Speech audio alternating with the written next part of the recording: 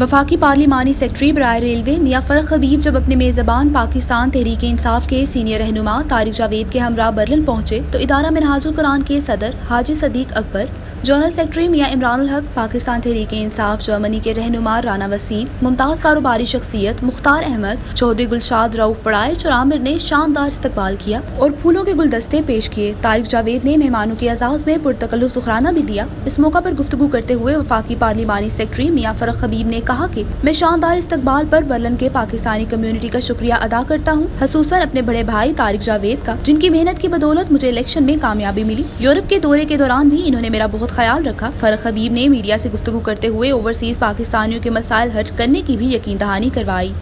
देखें, जो आपने बात की पासपोर्ट के हवाले से, यकीनन वो आपका जायज़ मामला है और उसको इंशाल्लाह हम उठाएंगे और कोशिश करेंगे जो नादरा है, पासपोर्ट ऑफिस है, इनको जो है वो एक वन विंडो ऑपरेशन हो। जो हमारे भाई यहाँ पर जर्मनी के अंदर मौजूद हैं, जिनको पासपोर्ट्स नया बनाने के अंदर मुश्किलात का सामना करना पड़ता है, उनके लिए जो है वो एक एफिशिएंट सिस्टम हो और उनके लिए जो है वो सहूलत पैदा हो सके।